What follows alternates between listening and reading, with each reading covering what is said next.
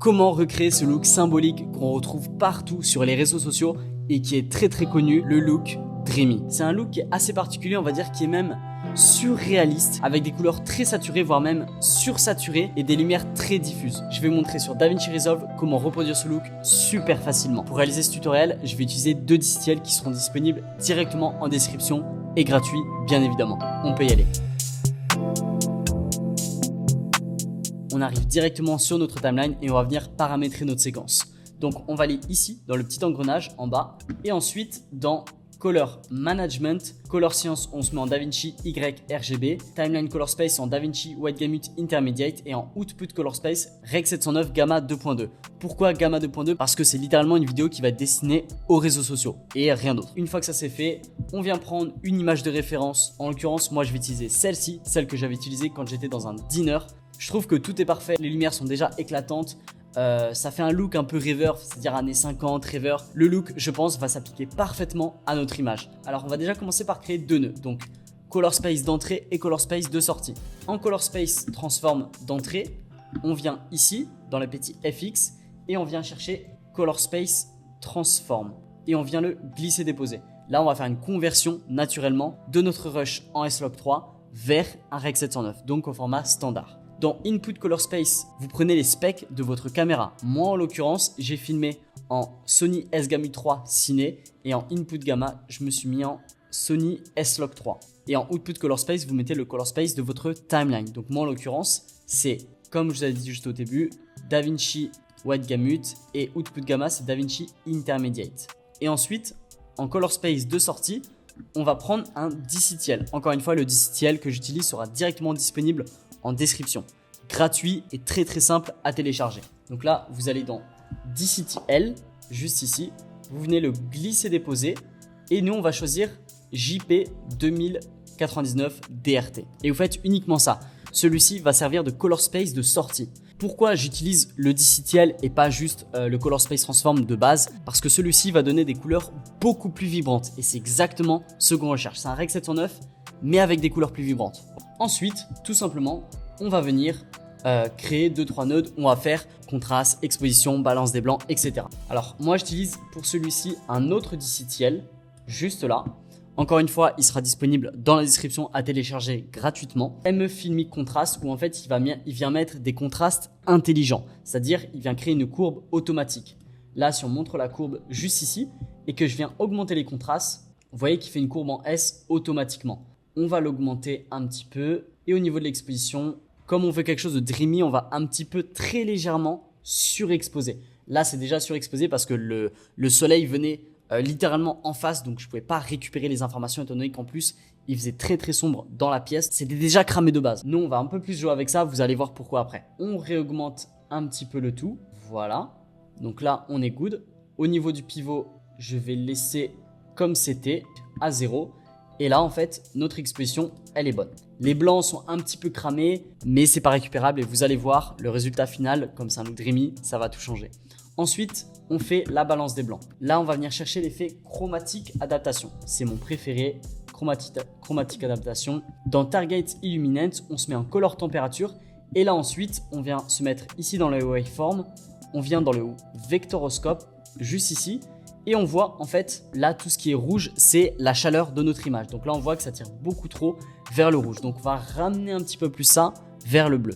On vient à ramener légèrement. Ok.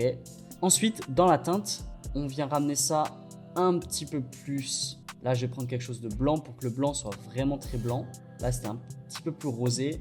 Là on est blanc. Et à partir de ce moment là on va vraiment passer aux choses sérieuses. Donc accrochez-vous bien. Ici, on va faire la saturation. Donc, c'est ce qui, en gros, va créer tout le look. Et on va pas utiliser la saturation normale comme on peut aller, quand on peut aller ici dans le Color Slice, augmenter la saturation. Parce que ça va rendre très moche. Donc, on va faire de la saturation en HSV.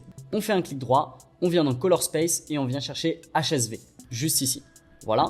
Ensuite, on refait un clic droit dessus. On vient dans Channel. On vient désactiver Channel 1.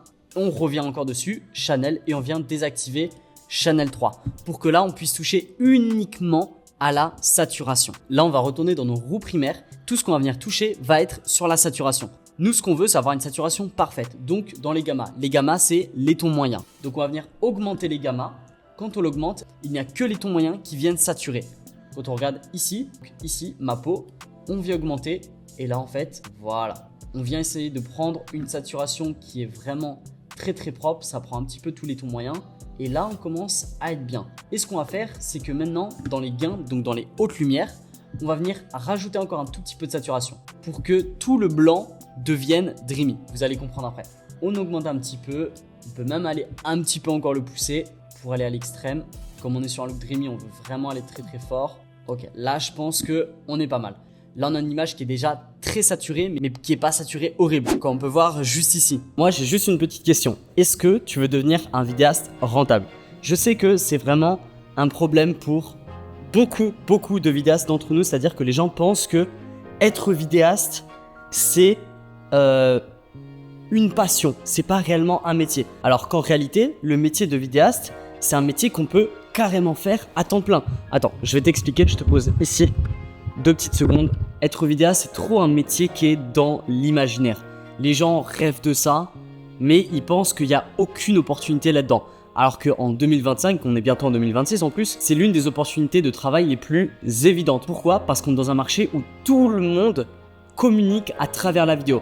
Que ce soit les entreprises, que ce soit les marques, les influenceurs, tout le monde. Donc toi, dans ton domaine, peu importe ce que tu aimes faire, tu trouveras forcément des clients en tant que vidéaste dans la niche que tu veux. Donc toi qui regardes cette vidéo, si ça t'intéresse de devenir un vidéaste qui est rentable, qui a toutes les compétences de la pré-production jusqu'à la post-production, plus avoir un système d'acquisition clair pour toi-même attirer des clients et ne plus comme ça prospecter, envoyer des messages sans réponse, etc.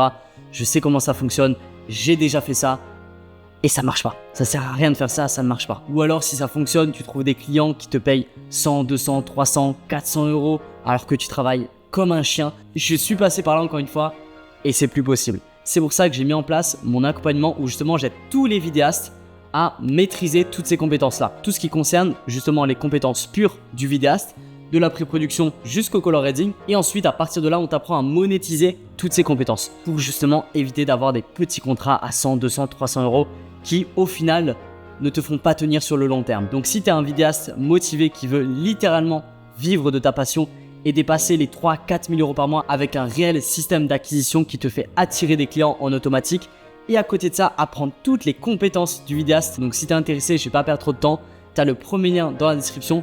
Tu réserves un appel avec moi ou avec mon associé. On fera un petit audit de ta situation, de comment est-ce que ça se passe pour toi et voir si je peux t'aider. Sur ce, on est reparti. On va recréer un nœud, option S, et ensuite on fait option P 2-3 fois. Juste ici parce qu'on va créer des parallèles nœuds. On va superposer tous nos effets. Le premier, on va venir diminuer la saturation qui est en trop.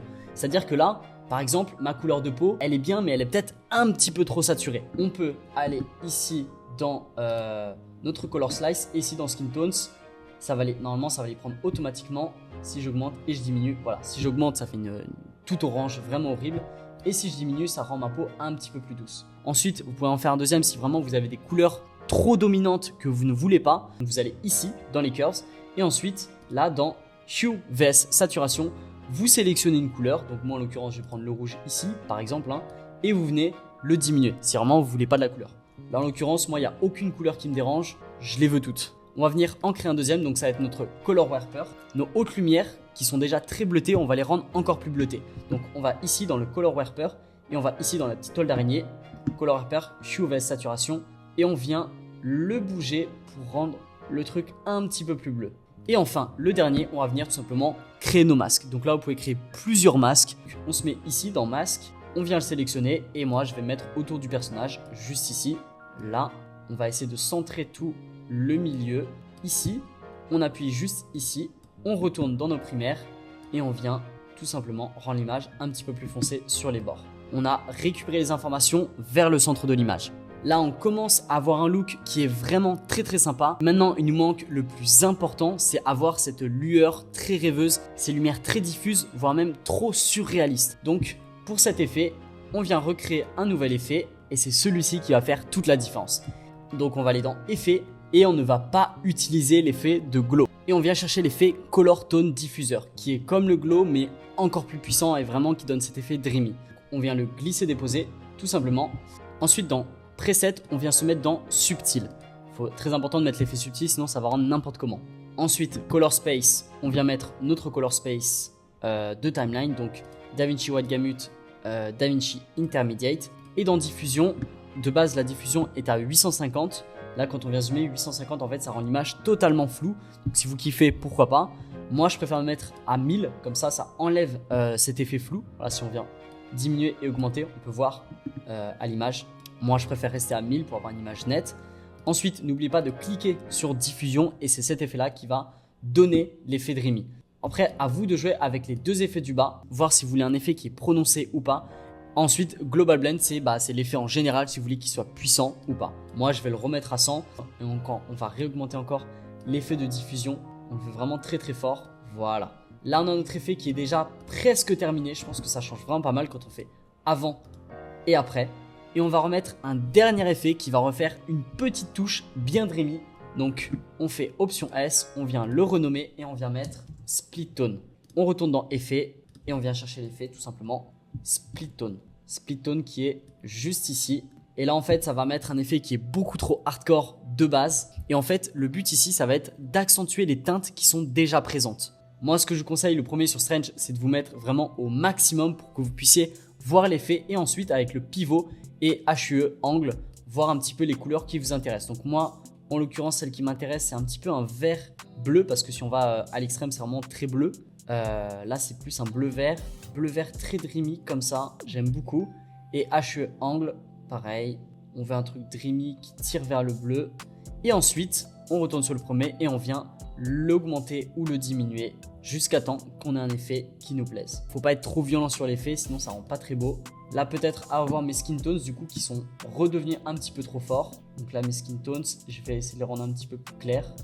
Là. Et voilà le rendu final. Je pense qu'on a vraiment cet effet dreamy, très surréaliste, très sursaturé, les couleurs qui pètent dans tous les sens avec des lumières extrêmement diffuses. Vous, si vous faites un color grading qui est similaire, je vous conseille de prendre des vidéos qui sont vraiment dans cet univers-là. Quelque chose qui fait un petit peu rêver. Sinon, ça fonctionnera pas bien évidemment. Là, je vous mets un avant-après directement à l'écran pour que vous voyez la différence. Et pour vous montrer sur d'autres plans, on va venir enregistrer l'effet.